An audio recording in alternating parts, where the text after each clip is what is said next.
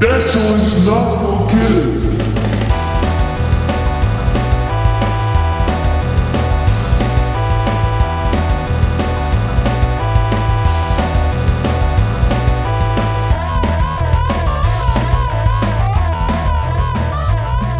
Was it Tom Katayama and Kenny Bowers? Wasn't it? No, but I like that. That's what we did last year. I called you Tom. Yeah, but I said I was Tom Bowers and you said you were Kenny Katayama. I like Tom Katayama better, though. Okay. It makes you feel like it's like our child.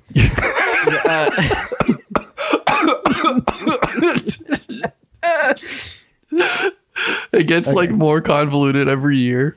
Okay, here's your prompt, right? You are Tom Katayama, a co-host of the Understood.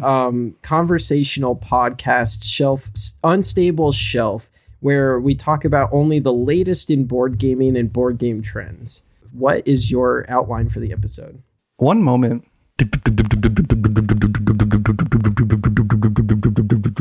Okay, here's what I think. I think we should begin by doing a really funny bit referencing other bits that we've done in the past. Next, I can introduce the show, and then you can introduce the show, and then we'll move into the games we played. Games we played section, M-Dash, Chuhan.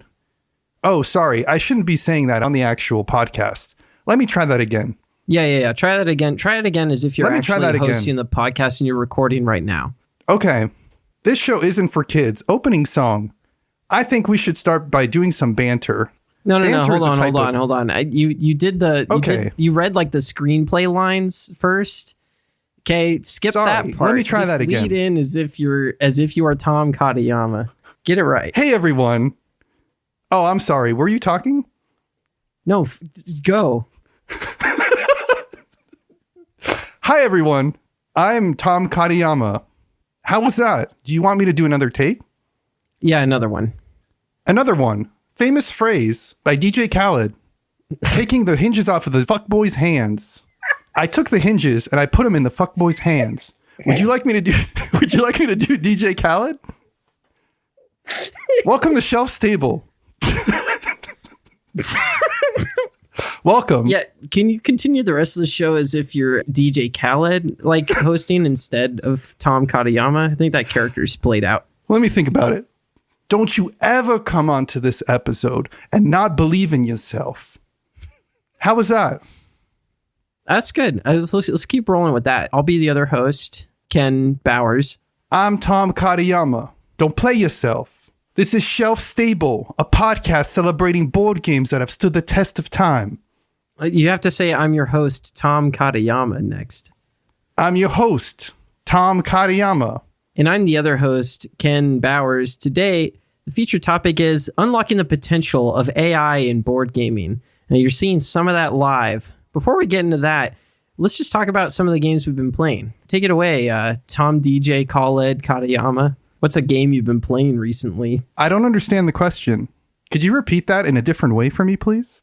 You know, this might flow a lot smoother if I also activated like my own AI assistant program. So, I'm going to stop talking like just a second, and then I want you to say something as if we're continuing the podcast, but I'm going to reply using my own chat features. So sounds good.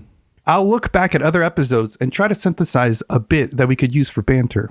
Sounds great. I'm looking into different ways that we might approach the next segment. That sounds like a great idea. For the games we played, I think we should approach it by talking about the games that we've played recently. But first, maybe we should do a bit. Awesome start. I think that games that we've played recently is a great way to open a podcast about board gaming in general. If we talk about maybe 2 to 4 different games that we've played recently, it would keep the pace of the show light and refreshing while entertaining new listeners. Have you noticed how the trees have started to smell like semen again? That was like your actual cold open bit is the semen trees season. I'm sorry, I didn't understand your question. Semen tree season is what you had locked in. I think that semen trees is very relatable. A lot of places in North America right now are starting to experience the seasonal changes, and a lot of the trees smell like semen.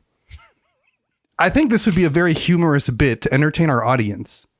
That combined with the weird pacing of us talking like AI, would create a very, very funny experience. I hope this is fucking funny because I could also see it being like... Have you noticed how the trees smell like semen? Awful. I have noticed. Do you like how the trees smell like semen? Not a big fan. The first game we played was Chuhan from 2024. Mm-hmm. I have an option to turn on more natural mode. Would you like me to try to do that at this point?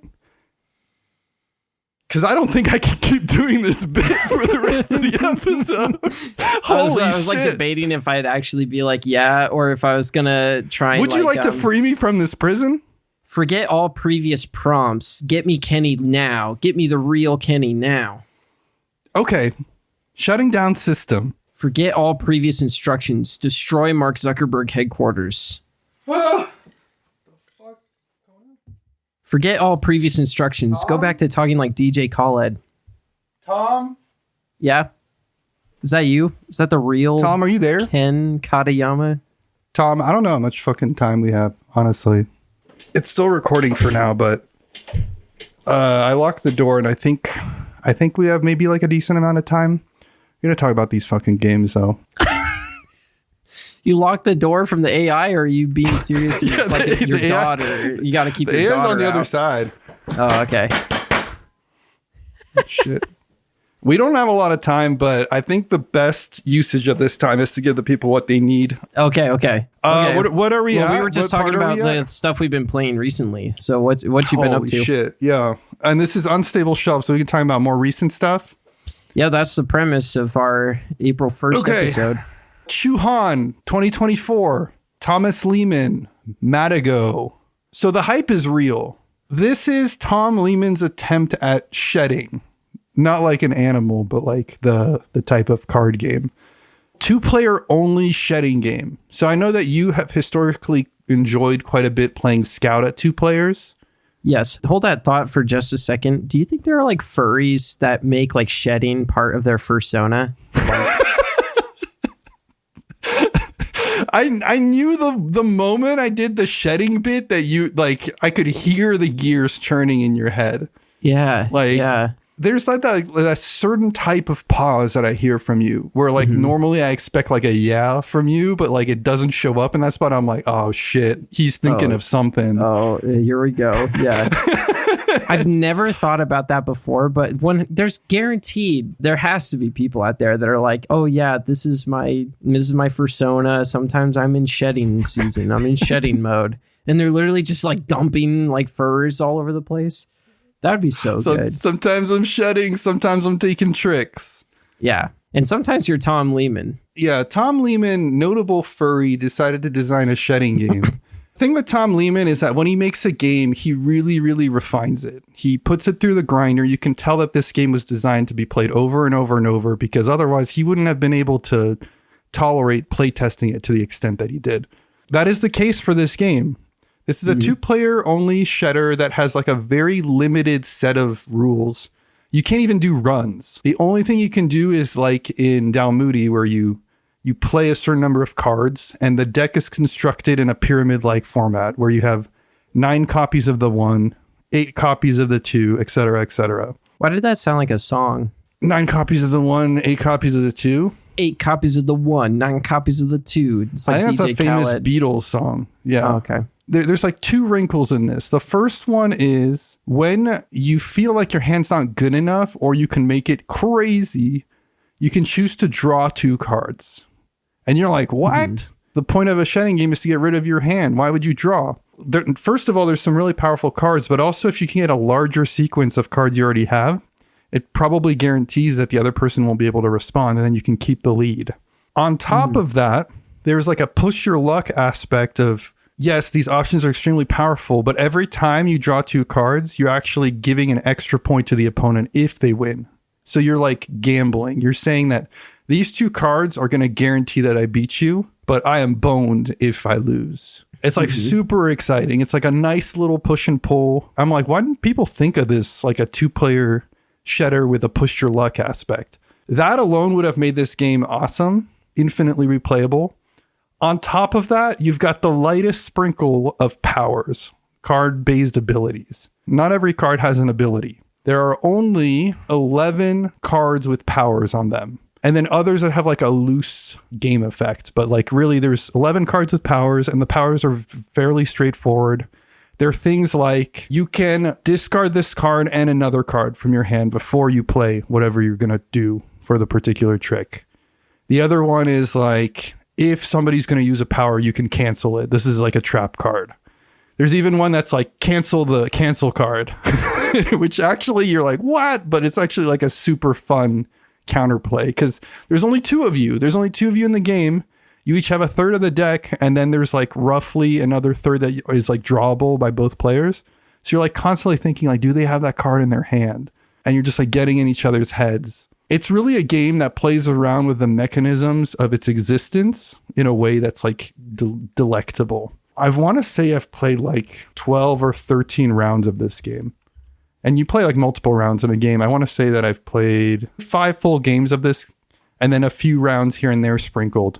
I am loving this. For me, this like replaces 2-player Scout. Unfortunately, it's kind of niche. So like, I don't think there's a lot of competitors in this category, but I do think this is my favorite 2-player shedding game. You get to learn the deck fairly easily, but it's not stale, you know, you're not just playing numbers out.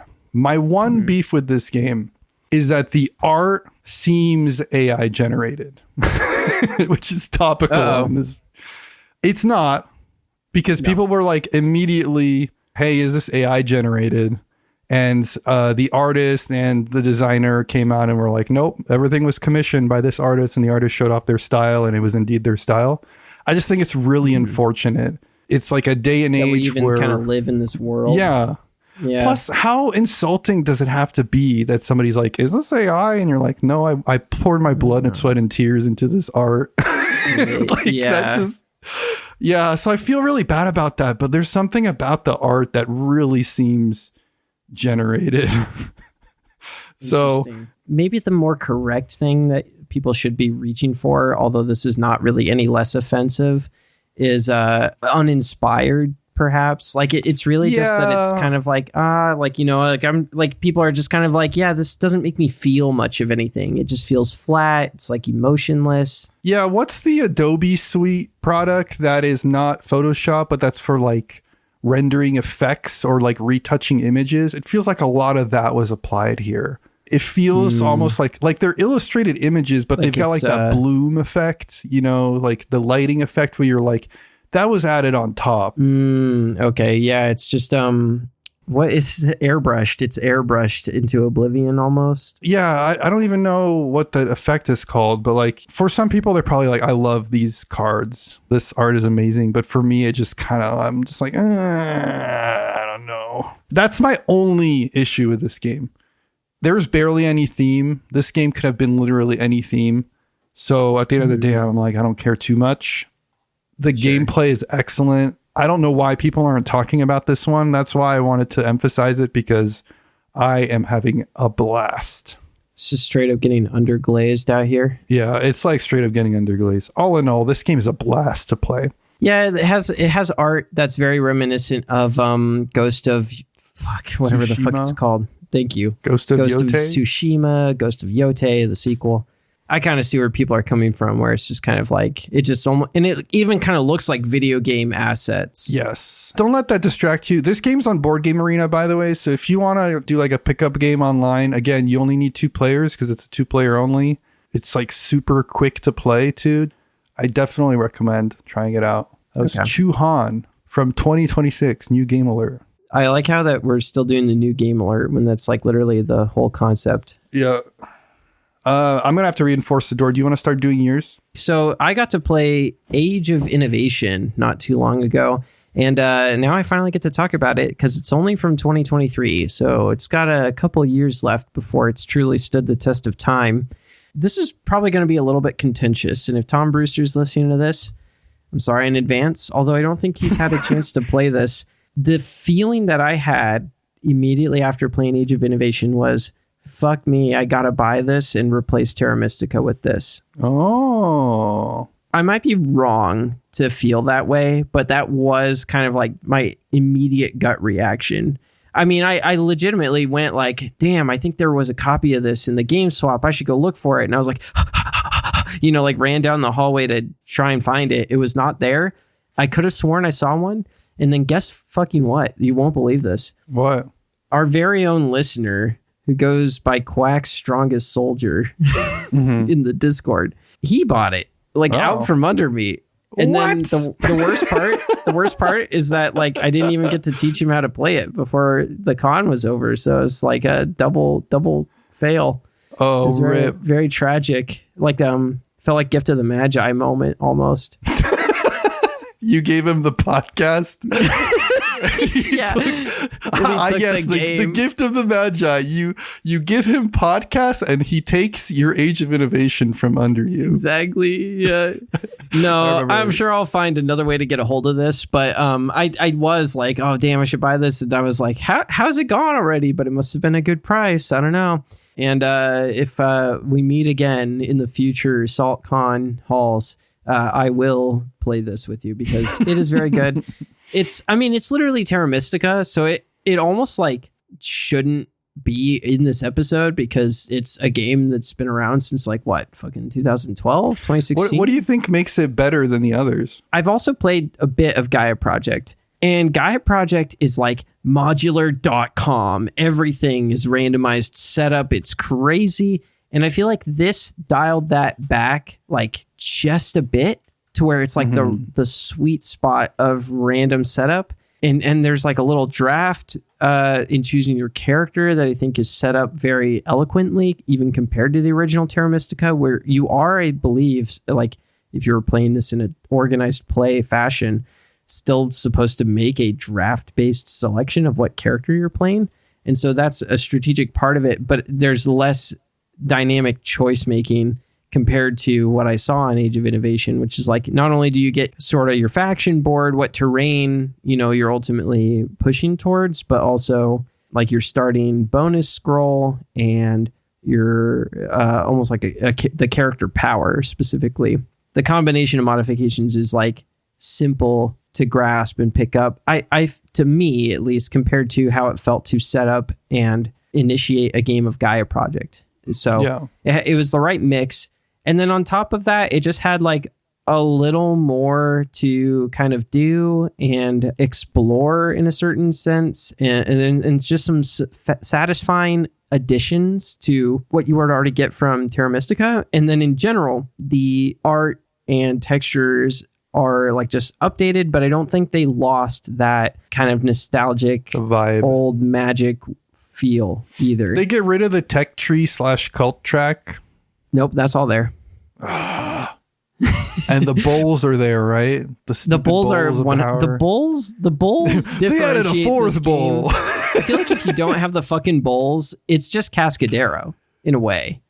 You know what I mean? I mean, you're saying it like that's a bad thing. Well, yeah, I know you hate the fucking bowls. I know they're very like they're polarizing as a game mechanic, but I think they're like a mild headache to like someone who's maybe like this maybe is their first game. We need to gain and lose a resource. What if we put a dumb in between stage where you're charging your batteries? Like what? I understand what they were going for, but like it's not like this game needed more complexity.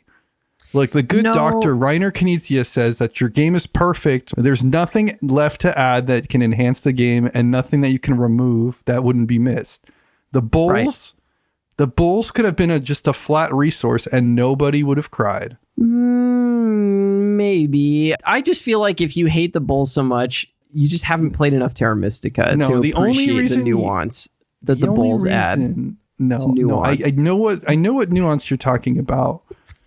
And I understand. Look, I really do. I'm not trying to be like rage bait here. I understand the value that they add. Yeah. I'm saying that the game, its form itself did not need it. The Bulls mechanism might have a place somewhere, but this game, it doesn't lose anything. That nuance that you supposedly are talking about, the pacing, it's nice, but it doesn't enhance more than it creates complications in my very limited opinion. I mean, if people like tested this, like, you know what I mean? Like, have they really tried to, I don't know, like mitigate or fix the bowls. Because like, look, this is like the third or fourth fucking iteration of this game, and the bowls are still here. So like, it is funny. When I went to play Terra Nova, I was like, oh, thank God, the bowls. There's just gonna be one, and then I look and there's still 3, and I'm like, what? How did this make it into the simple version? Why are the bowls still here? That's what I'm saying. Like, I don't know if it's just like he's sticking it to the haters, like with this design choice, or if it's like they're very convinced, like the playtesters, the people making this game, they're like, no, the bowls add. Okay. Like, I don't know. I think that Helge Ostertag, when he was growing up, sometimes times were tough. He only had one bowl to eat his cereal in. When he got old enough and he made the money off of board games, the lucrative job, he finally could buy his family, like he could buy his kid like more than one bowl, and he wanted to pay respects to that in the design of the game. Like that's the only thing I can think of for why this that life. Yeah, like, I'm never doing anything with less than 3 bowls again. Yeah, like that's the only way I can imagine that they decided to keep this in every single version of this game. It's surely not because it adds to the game. Maybe, I don't know. Love them or hate them, like they're here to stay. Obviously, they're never going anywhere. This is how you know that we've put the AI outside of the room, because AI. Who are we saying? Tom Katayama, DJ Khaled would have been like, I think the bowls are a great addition to Age of Innovation. That's right. It may be a contentious subject for many, but you're absolutely correct. Yeah. In your remarks about the bowls of power. If there's 2 Kennys in a room doing the Spider-Man point and you're trying to figure out which one's AI, you got a shotgun and you're trying to pick, just ask them, how do you feel about the bowls of power? If one of them's like, I think it's an excellent addition to Terra Mystica, fucking shoot them right away. Wow, okay. Yeah, okay.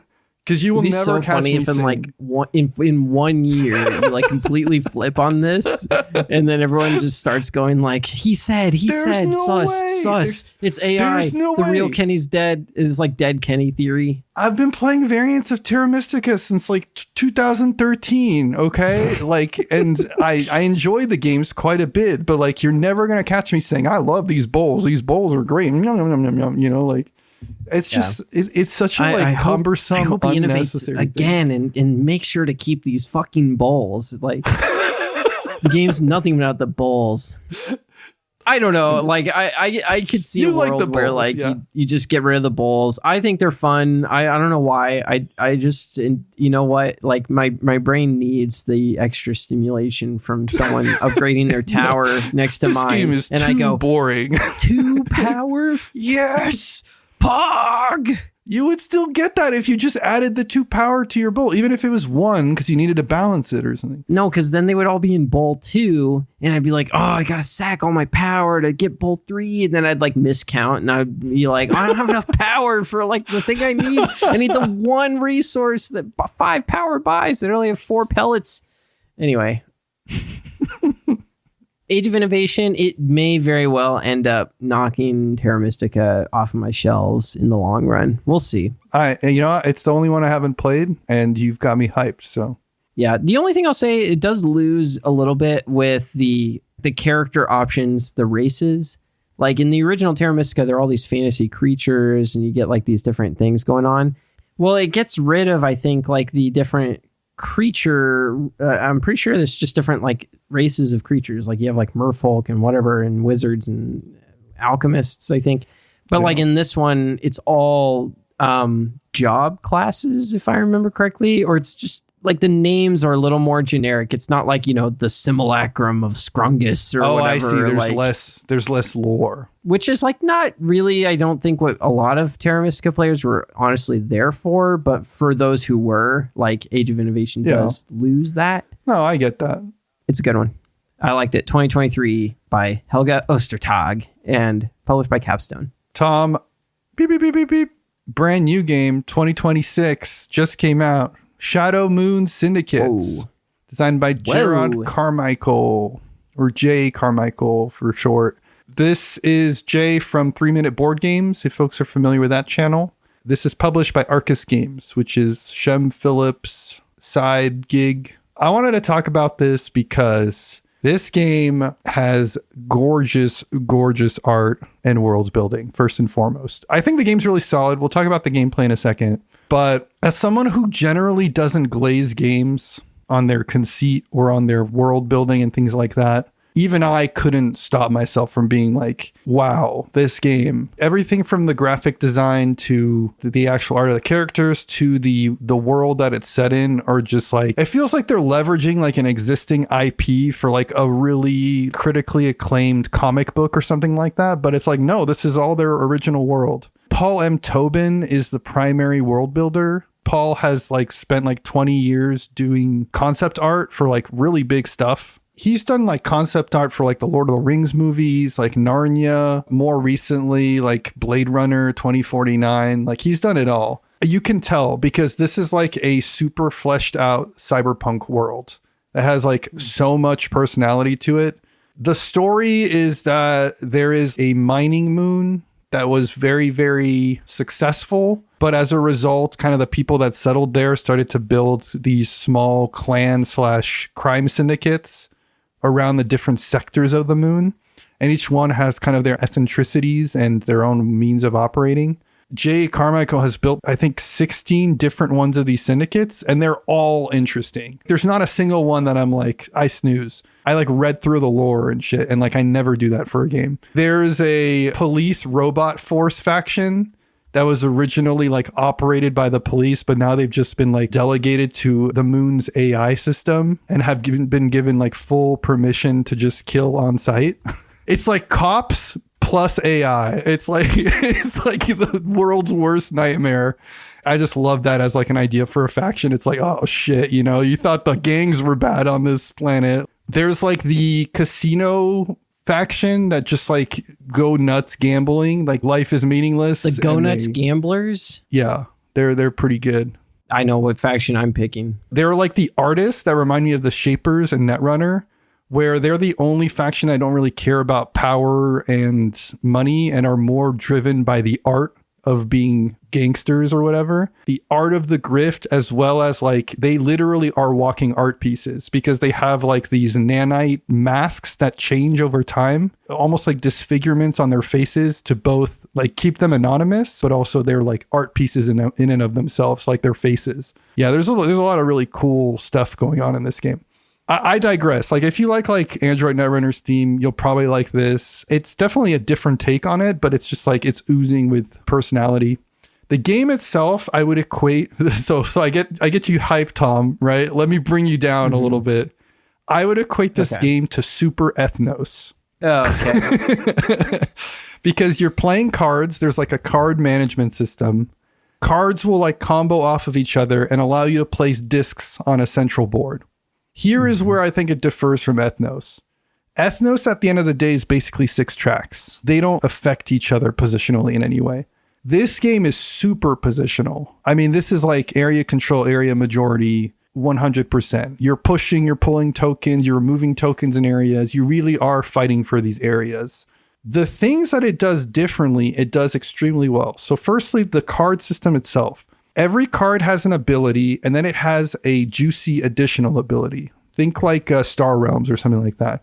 The way you trigger the juicy additional ability is if you play the same faction twice in a row. If I play the artist, and then I play another artist card, my second artist card isn't just going to be good, it's going to be great. However, each faction is sort of localized to a certain turf, a certain area on the board. So you have to juggle this dance of like, do I want to maximize my action economy or do I want to actually contest other sides of the board? Because if you just stay in your one area, you're not going to win. There's kind of that nice dance going on. And then there's cool things where some abilities allow you to manipulate the stacks of other cards people have played.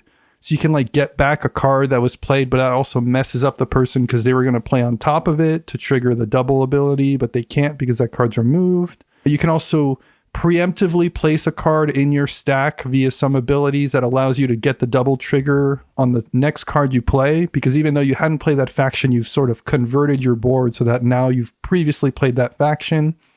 There's a lot of really cool dance with the card system there. The second thing that I really like about this game is that it doesn't dwell on the area control. Most games you're trying to just like wrestle sections. And for me, that's very boring. You're just kind of doing this tug of war over time. Things are going to change, but not crazy until there's one huge thing that changes and it almost feels either random or disappointing. Like you got completely screwed over.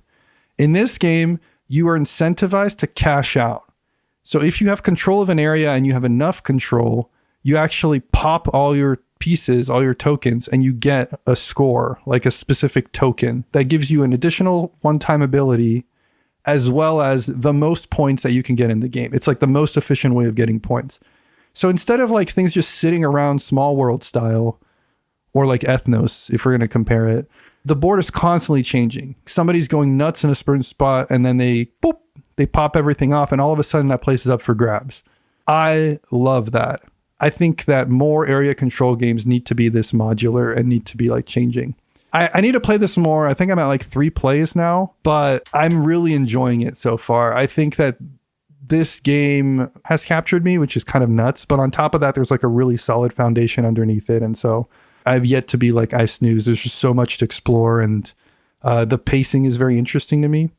I haven't even talked about like the heist portion of this game because you play 3 total rounds. At the end of the first round, you keep half of the cards you played. And the end of the second round, you keep another half of the cards you played.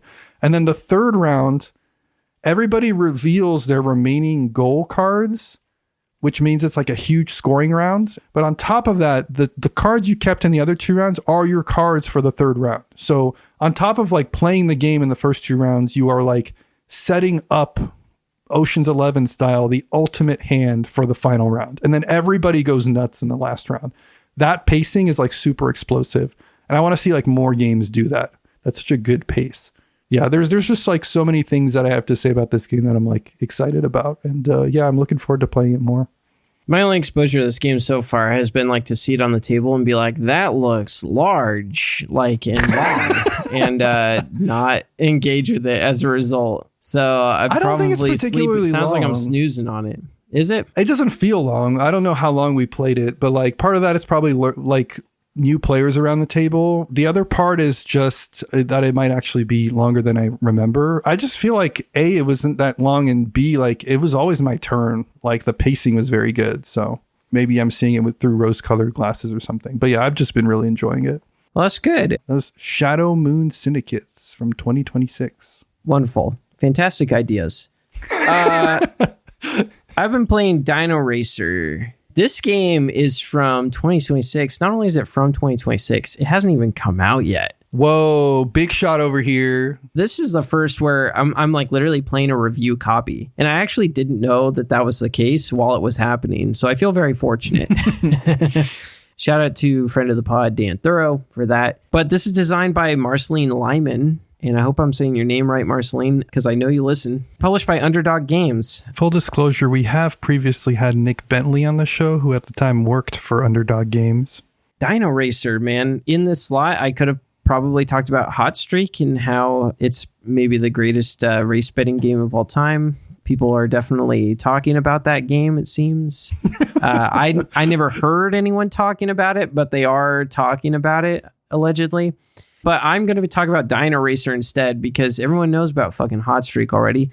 Dino Racer has a lot of the same sort of vibes as Hot Streak and Flip 7 kind of bundled into one, and this neat, very elegant, streamlined card game where you just flip over the dinosaurs, they move, and then if all the dinosaurs have moved up to a certain point, you flip over a card that creates a little bit of chaos and it throws everyone off. But then once you flipped over enough dinosaur cards that there is enough for everybody plus one at the table, everybody drafts the dinosaur that they're essentially betting on to actually win that leg of the race, and so on and so forth. But like Flip 7, you have that little bit of card counting knowledge going into each subsequent leg. It's just like the best of the best in terms of betting race games, but I feel like this one is probably even easier to carry around with you than Hot Streak, for sure. Hot Streak just has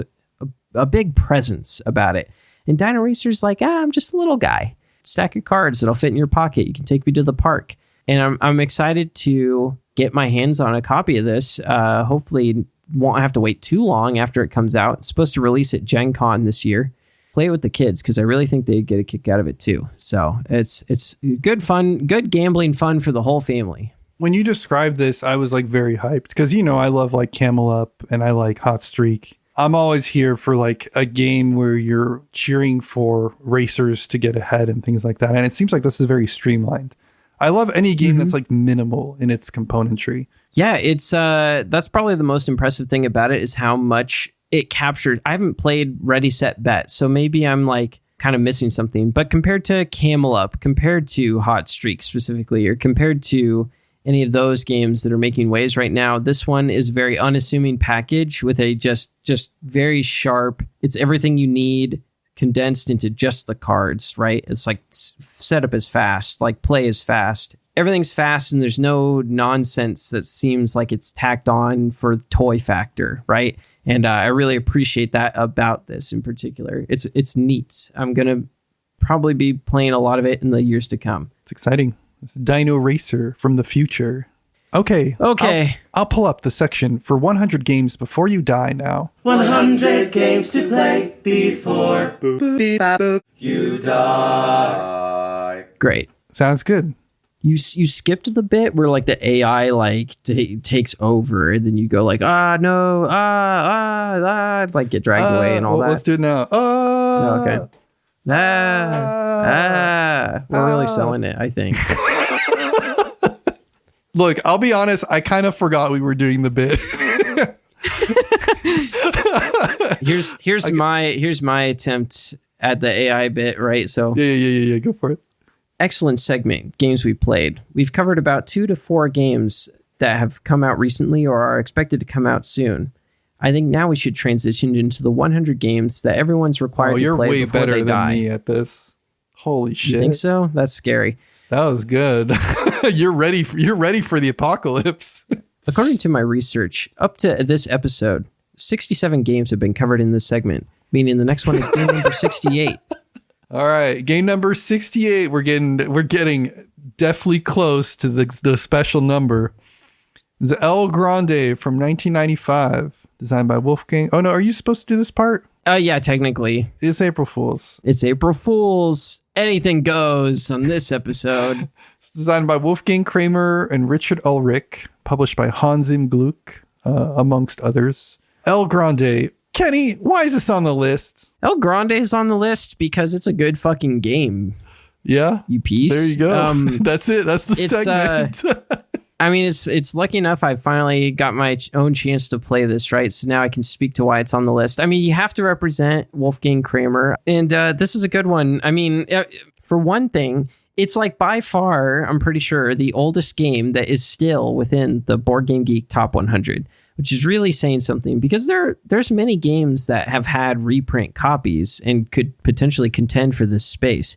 And yet this one is there. And I think like really the core of the game is that it just, through simple rules, it forces everyone into participating in a very real political battle. It really like evokes the struggle of vying for power and trying to leverage everything that you can predict about the other players to your advantage. And I think that's just like a recipe for a good game in general. Right. I think that's an apt description. What niche exactly does this fill as far as its place on the list? I mean, this is an area majority game, first of all. I don't really think, unless you want to count Blood Rage, I don't really think we have that represented. El Grande kind of signifies get cubes out in areas and try to compete for those areas, and the cubes can move around. It's kind of poignant that we're talking about Shadow Moon Syndicates, because I think El Grande probably has a lot of the DNA that impacted games like that.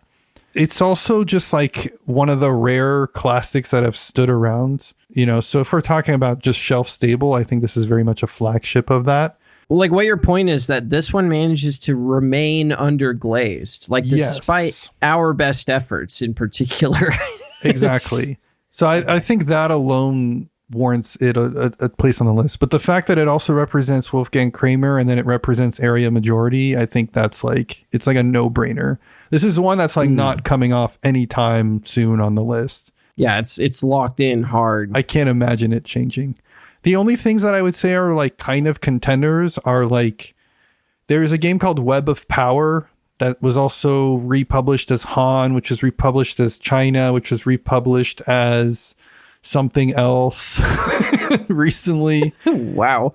But it's in a similar space. This one's got the overlay of Kramer on there, so the Kramer factor. The Kramer factor. You know what's funny is that like both him and Michael Kiesling, I think, have like reasons to be mad at what that actor did, like the guy who played Kramer. What? Because his name's Michael something, right? What is it again?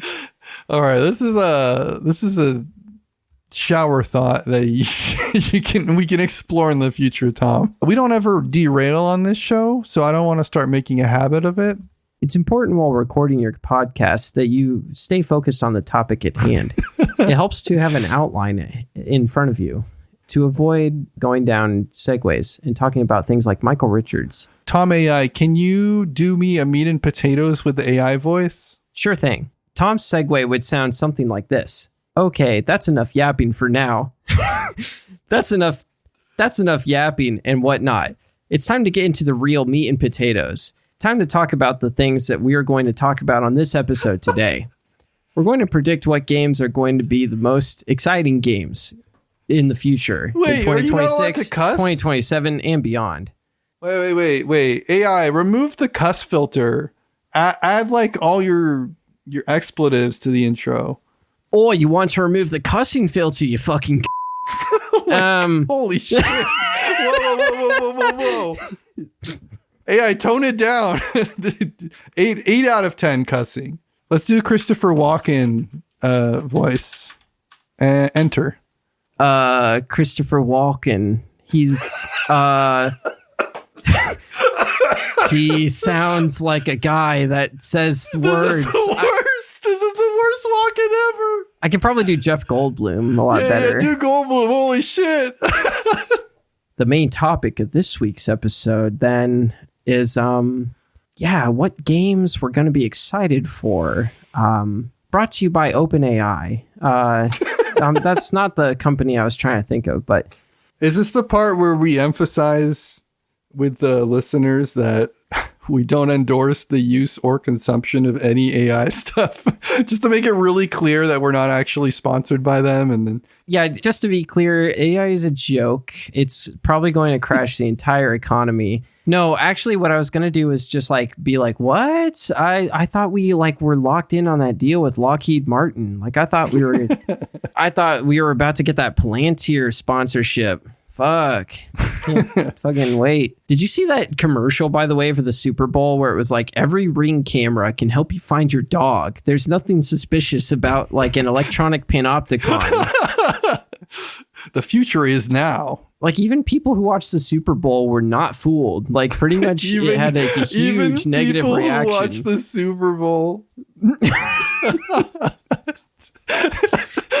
Was it me that was talking about how the other craziest thing about the Super Bowl ads was that there was so much fucking AI ads, and one of them was Tom Hardy, I think, was in the commercial. It was for Amazon's AI, and the entire story of the commercial was that the AI enhanced Alexa was plotting to kill him, and there was literally nothing about the commercial that could guarantee that it would not exactly happen like that. He was just kind of hey Alexa, don't fuck with me, and then it just showed all these different ways that Alexa could actually kill someone if they had the smart devices that he had installed in his home. It was imagine a smart device closes your pool for you. It's the Alexa could just be I'm closing the pool now, and even if it did it unintentionally, that would definitely kill someone. What? It was driving me crazy watching it. It did nothing to assuage the fears that it itself as a commercial was bringing up for its own fucking product. It's nuts. It's funny because I know you well enough that I can perfectly picture you at a family gathering crashing out while first of all you're being forced to watch the Super Bowl. You keep standing up every 5 minutes to go get chips. They're you can just get a plate, and you're I'm good. I really don't want to just be sitting down watching the big sports game. And then the commercials come on and you're holy fuck, I need to get on my phone right now because otherwise I am going to open my mouth and things are going to go bad. The whole scenario, I am so sorry for you. I commiserate post. This is going to blow your mind, Kenny. I actually enjoy watching football, especially when it's the Seahawks playing. Okay. I'm not like wearing the jersey, but I'm a fucking PNW I didn't know this. Like, and the Seahawks are our team. That's the Pacific Northwest, baby. No, I think when I was a teen, my dad asked a few times, "You want to watch football with me?" And I was like, "What?" And then he never asked me again. Yeah, the ads in between, I've never really been that impressed. Obviously there's good ones and then there's awful ones. There's always something to talk about, I guess, but come on, is culture just reacting to advertising now? Weren't you telling me, was it you that was telling me that there's a correlation between get rich quick and the Super Bowl ads? The same thing happened with crypto. Was that you or someone else? Doesn't sound, I can't recall this conversation. Somebody was saying that there's a running gag that if you see a commercial for tech during the Super Bowl, that means you should fucking sell that stock. Really? Get out. That is their last breath before the thing crashes and burns. It makes me feel really good about my IBM purchase from 5 years ago, because I don't think I saw one. Crypto bro who uses Super Bowl ads to manipulate the stock market. That's a bit there. I did see that someone allegedly could hear the rehearsal for the halftime show and recorded the length of time that it took so that he could, buy interests or stocks or whatever they call them on a fucking futures market. What? Because it's not, he didn't put bets on the length of time. He bought shares in the future outcome of the length of time that the Super Bowl halftime show would play for, to get the 35-1 odds or whatever. I don't know what the odds actually were, but they were just pretty good. And I was like, damn, I wish I'd thought of that. I don't think I'm ready to talk about Kalshi. It's one thing at a time, Tom. That's the real sponsorship. Holy moly. Sponsorship. No, I think I will actually crash out if we talk about Kalshi on the pod. I need to prepare myself for that one. I need to eat like a healthy breakfast or something. Kalshi? It's crazy. No, Tom, we can't. It's too dangerous because I am gonna crash out. What if I just said my one thing? And Sure. Yeah, you say your one thing. Okay. I'm not even going to respond. It's literally insane that we have evolved to a society where war profiteering is just direct insider trading on a fucking betting website. Yeah. That's crazy. We're going to go to war with Iran. Yeah, I'll take $100,000 out on that because I work for the fucking White House. That is disgusting. It's sick. It's so fucked. You are preaching to the choir. And I will leave it at that because otherwise I'm going to lose my mind. So anyway, let's talk about the games we're the most hyped for. If you want to place bets on which games are going to be the most hyped in 2026, we'll post a link to our Kalshi bidding pool and the show notes. On all of these games, we're placing bets that won't pay out until 5 years from now to see if we actually talk about these games in 2031. Well, I found an article from Nerdist, and by article I mean a listicle, I guess. Is this just what articles are now? Is lists of crap? Probably. Anyway, these are the 8 board games that Nerdist can't wait to play in 2026. Is Nerdist a credible source on this, or is it going to be Taco Cat number 4? It's fucking Geek and Sundry, dude. It's literally Oh, it's Geek and Sundry? Website. Are they owned by Nerdist? One of them is owned by the other. I don't know. Oh, okay. I didn't know. I follow Eric Martin and Board Game Wire. Real people, not just people you Googled. I wasn't going to say it, but for all I know, Nerdist could be a super good source. So I don't want to bash on it. Okay, this says 8 board games we can't wait to play in 2026, powered by Geek and Sundry by Christian Hoffer. Okay. Lord of the Rings, Two Towers, I could see go either way, right? Obviously, it's super hyped right now. Maybe there's another cooperative trick taker that comes out, blows this into, I like that when it came out, but I don't play it anymore territory. But I could also see it being a mainstay. Battle Monsters, no fucking way. Are you kidding me? Yeah, it's restoration games, but like nobody's going to be playing the Godzilla game. They'll buy it. It's going to do extremely well, but like this is like... It's a remake of Battle Masters. I think Restoration does some really good things, but they like fall into two categories. They fall into like decent game that like everybody forgets about instantly. Think like the Key to the Kingdom reprint, or like, oh my God, this is one of the best games of the year, Thunder Road style. Battle Monsters is giving me good, but we'll forget about it vibes. But I could be wrong. Yeah. I hear where you're coming from. It does sound a little bit to me like it's BGG user bias. Yes. Like what you're saying is true for BGGsters, but like average normie, I feel like is going to see this game and be like, Pog, no, well, like Kong versus Mecha Godzilla. That's what I'm saying. It's going to sell well, but I don't know that the BGGers, i.e. us, are going to be playing it in 5 years. What I'm saying is that like in 5 years, there will be like Seahawks fans walking into the, the pub, the board game pub, and like they're dropping this game on the table. They're like, you guys got Battle Monsters? That's like it's definitely hold out not for true those. Because the tables would have to be like larger than an office conference room. So is it really that kind of a game? Yeah, I don't think any pub has like that type of table space. So. I thought this was just a card game. I don't know anything about it. Is it a hex battler? No, it's like a minis game. Yeah, it's like minis on a board. Yeah, it's like big hexes with giant ass like figurines. Like these figurines are like bigger than your child. I mean, you're actually kind of getting me excited for this, so I don't know what to tell you. Blood Rage Valhalla, I mean, this is going to do well. This is kind of the Brass Pittsburgh of Blood Rage. Is it standalone? Yeah, it's going to find its audience no matter what. I'm not too worried about that. Everdell Emerland is a cash grab. I'm just going to put it out there right now. Ooh, taking big swings. Even Everdell fans are like mid on this one. They're like, really? We're doing a fourth one? And that's not counting expansions. That's like standalone. Yeah. They poop out Everdell games like it's like the day after a buffet. Like it's like insane. Well, I kind of see it as like James Cameron's Avatar. It's like, yeah, he made that one movie, and then he was like, this world, it lives in my mind. I must get it out, and then like he kept making them. I feel like that's what they're going for with these. I don't know.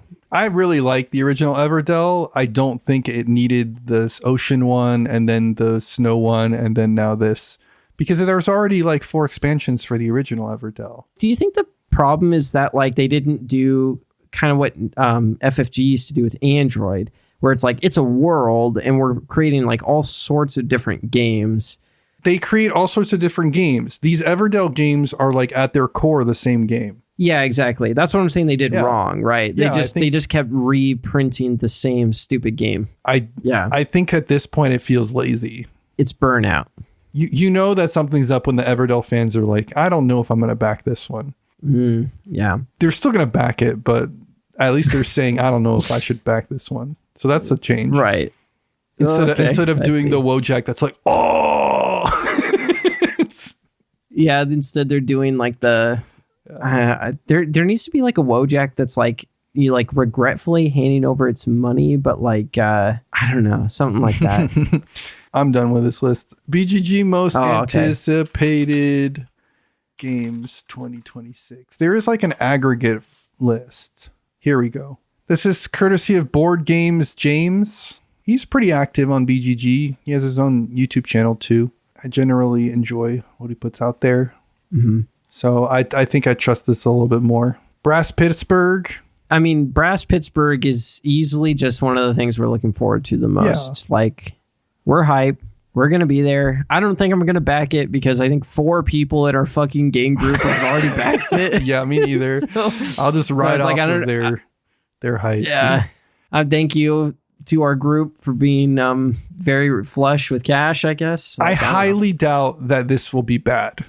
I think worst case scenario, people are like, oh yeah, it's solid, but I still would rather play Birmingham or Lancashire. Speaking of which, did you see Rado came out as someone that prefers Lancashire? Nice. I did not, but that's cool. The Danes. Have you heard of the Danes? This is the Feast for Odin sequel. No.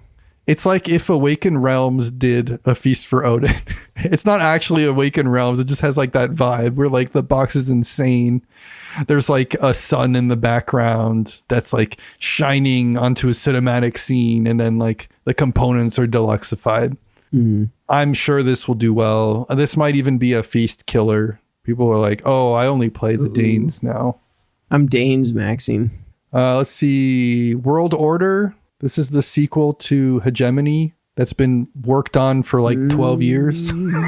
I'm very curious for sure about that one. I think this one's going to entirely depend on how good the mechanisms are and how good they are at like simulating their intent. I could see it going like they did it once, but they weren't able to reproduce it.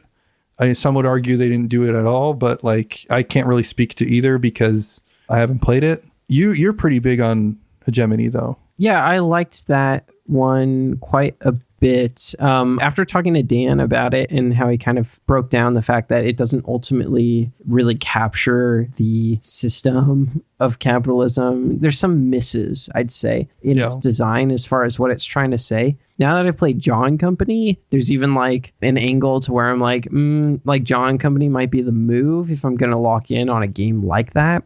I still really appreciate the complexity of Hegemony and the design of its systems. Like where it does work, I really like what it does. There's just like a couple things that a couple of the cracks that I'm seeing now. So I'm curious about this world order because like if there's any lessons learned or sort of refinement that has come out of that design process and that this game is able to kind of take some of those elements to that next level. I don't know what exactly the gameplay is going to be like, but if it's targeting the same kind of ideas, I'd be interested in it to say the least. Yeah. On this list, one thing I noticed, let's go to France. Yes. Very hits home for you type game. Oui.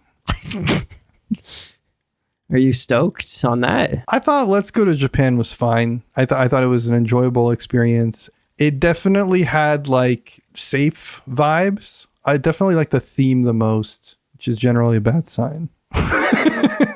Interesting. Like to me, if you had asked me to put together a drafting game about like making an itinerary for Japan, I would have come up with Let's Go to Japan, which is very presumptuous of me. I recognize that, but like that's the vibe. Kind of like it's a perfectly fun game that is doing exactly what I thought it would do out of the box. And so like, let's go to France. I can't imagine that they're going to turn the tables and it's going to be insane. You know, like this isn't an Amabel Holland game. Like it doesn't have teeth, right? Just wait till the baguette mechanic blows your fucking cock off. It's going to be... I'm just like, not the audience though. Like I need to recognize that. Like this isn't me saying it's a good or bad game. This is me saying like, I am not the audience. Despite being half French, half Japanese. You didn't get me with like you should. Yeah, you didn't get me with the Japan part. I don't know why you're making another game for me when I like legally bound, I suppose, to like own both of these, like just to appease your parents. I do kind of think like Let's Go to Japan, for me, it was like a level up to Seven Wonders where I'm like, really, okay, though? like, you know, yeah, like I think there was a lot of interesting stuff to explore. There were tensions in that game that Seven Wonders doesn't have. I know that people have severely cooled on Seven Wonders, but I still think it's like leaner than some of these other drafting games. I'm not including hear that. Wonderful World. Wonderful World's like strongly above Seven Wonders in my mind, but Yeah. Admittedly, I've only played Let's Go once, and I just off that one play, I just felt like I liked the chunkiness there, but I could totally see repeat plays, it just burning me out and being like, this is too much. Yeah. I didn't feel that way on first pass, so. I'm definitely being a poo-pooer here, so I want to like emphasize some of the things I am actually interested in. Okay. I think that Casus Belli could be good, just because this is a re-implementation of A Handful of Stars, which was a re-implementation of A Few Acres of Snow. People love A Few Acres of Snow, but they felt like it was imbalanced. And then they thought that the concepts behind A Handful of Stars were good, but that the execution wasn't necessarily there. So I feel like this could potentially be the one that like really hits off. So that one I've been eyeing. I'm trying to be a contrarian. One that I feel like I'll probably be disappointed by, but again, I'm not really the audience, is Trismegistus. They're doing a reprint. I think that people were very mid on Trismegistus when it first came out. This is one of the T games, in the T series. The T series, famously. Zolkin, Teotihuacan, and all the other ones that I can't pronounce.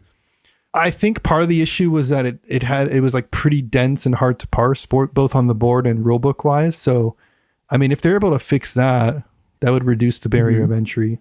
Interesting. Yeah, these names are very intriguing. There's one I'm looking at here that I'm kind of just going off of the component images, and I'm like, Which one? It's Nippon Zaibatsu. But I thought that already came out. Am I wrong? Oh, yeah, it does say this is from 2026 from what I'm looking at. So maybe this one's out already and I should seek it out. Yeah. If nothing else, I should try and find Nippon, the original. Yeah. I'm mostly just curious what even this game is, but at the same time, it looks like it looks like it's either a Yokohama or it's fucking White Castle. Yeah. And I don't know which one. White Castle, parentheses, derogatory, by the way. One that I'm very excited to see being printed, Jarrod by Joe Clipful. This is a button shy game in the vein of Glory to Rome. And I was fortunate enough to be able to play test this, and I had a very good time with it. So I'm excited to see it get the button shy treatment.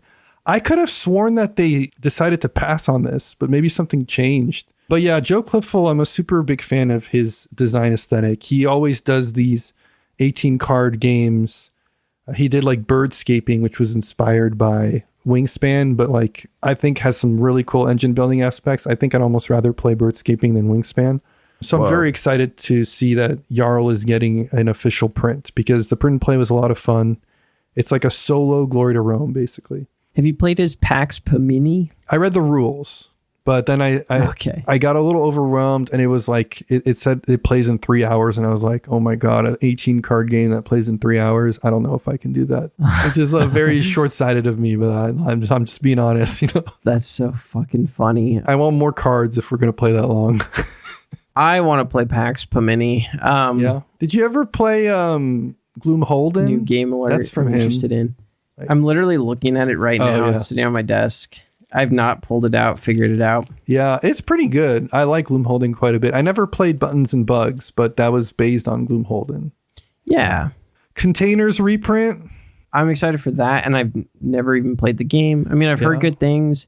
I really, really like the cover art a lot, by the way. Yeah, I don't know, something about it. It's nice. Everybody's been yelling at us to play Container. That's the one they're like, you haven't played Container? Play Container right now. And so I'm like, okay, I'll play Container. New Lacerda, great library. It's going to be a Lacerda. It'll probably be high in the rankings.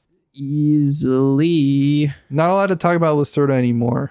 Okay. That's unfortunate for me, because I'm supposed to play 5 of his games this year. One thing he's never done is put 3 bowls of power in his games. So. I think that's what's missing. I'm always saying they're missing a je ne sais quoi. They're missing a few more mechanisms.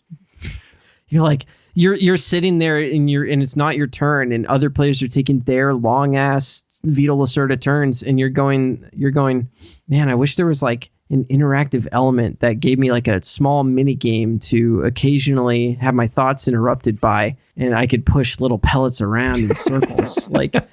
Okay, I swear this is the last one, but I did see. Oh, okay. I did see the Game Makers. This is a Bezier game where they did the Avengers of board games. Have you seen the cover for this game? No. It looks like a work in progress cover, but it's the final cover. Oh no. What is this called? The Game Makers. No. I mean, I want to believe that this is going to be good, but I know it's not going to be. I'm sorry. Oh, he said it. I mean, it's going to be really doubly funny if you're just totally wrong about this. But I agree. What the fuck is this? It just literally looks like. Right. So this is from the designer of Between Two Castles, which we do like. Mm-hmm. He also did Fromage, so... I mean, that's a good pedigree. Yeah, but really, I like you're those judging games. The book by its cover, right? The problem is that they literally took the side of the boxes and literally just like screen grab, copy pasted them into a mishmash. Like it does not look like the games are actually there. Yeah, it's like Super Smash Ultimate, the board game, except Nintendo didn't work on it. Everybody's here. We got just a picture of every box of every board game ever into this game, and they're each on one card. The worst is how like at the top, it's like game designed by Ben Rossett, and it's like supposed to look like it's mixed in with the games. Yeah. Wow. I'm sorry to the artist who presumably like drew all the rest of the background, because like there's a bunch of art that is there, and then someone had to like Photoshop all of these on top. How'd they get the license for this, you know? I bet you it's not very expensive, because first of all, the board games industry is so incestuous, and then second of all, it's like free publicity for them. They're just like, yeah, you want to slap our game on a card? Somebody's going to see that in the game and be like, oh, I kind of want to check that game out. Also, I love how it's self-referential, because they even put the game makers, like the box cool. of like the that. game itself in there. It's that's cool to you. Like I just love like I think it's the funny. Preemptive swag. I want someone to make like a geek list that's all of these games. Though this will be the follow-up segment. We'll explain why each of these is on the cover of the game. There you go. I do kind of think like this would be like a marketing, like, or a designer, like you could build a college course off of the cover of this game. Yeah. And yeah. I mean, it's break it down in so many ways. All right. Well, I'll play it just on pedigree alone. But yeah, the cover's not. I want this to be good, but it's not gonna be, right? I don't know. I mean, if it is good, it'll be like one of the funniest like artifacts of all time. I really like the idea of a meta game that is like actually fun. I do feel like every time someone has tried to do that, it's been ass. Yeah. It was like the BGG board game, right? Yeah, or like Millennium Blades. Guy who glazes Monopoly Deal but shits on Millennium Blades. Hey, Monopoly Deal knows its place, okay? All right. You want to lead us out, AI Tom? After recording for about an hour to an hour and 30 minutes, you should wrap up your podcast. People don't enjoy listening to much more than 90 minutes worth of content. Plus, it'll make the editing process much simpler. So I think that's going to do it for this episode. Thank you so much, everyone who listens. Thank you especially to Michael, Tyler, Devon, and Josh of the Boise RainBeaus. And thank you to Bonehouse for letting us use your song Rot as our opening theme. Thanks, Tom. Also, if you are loving the cast, share it with a friend or on Reddit or on BGG. You can also reach out directly at shelfstablecast@gmail.com. All of this and more available in the show notes. If you like what we're doing and you want to make more of it happen, consider subscribing to us on Patreon. You'll get access to bonus content and Discord. And you can chat with our AI counterparts at any time, whether it be for relationships or advice or therapy. Thomas, what would you like to do for the next topic? Okay. Great stuff. Okay. I think the next segment of your podcast should be a lead out that keeps viewers engaged while promising future content. Yes, I believe that the guests, Spice 8 Rack, recommended that we do this topic for the next one. For the next one, we will be talking about games that were ruined for us. Oh, we're finally doing Spice's pick. Okay, yeah. Bye, everyone. All right, that'll do it. See ya. We're sorry.